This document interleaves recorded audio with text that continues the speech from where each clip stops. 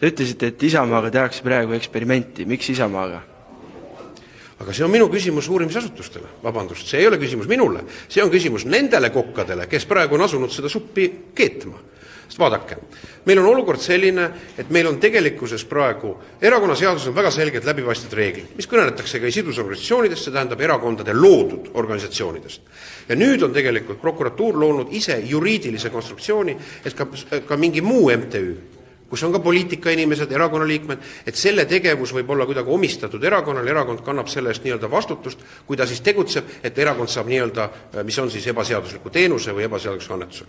Et esiteks, siin ei ole mingit musta raha. Need on inimesed, kes on oma raha annetanud.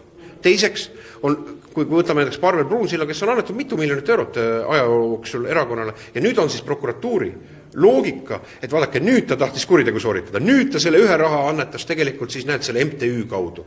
See ei ole elust usutav, et nüüd inimene siis hakkab selles olukorras käituma.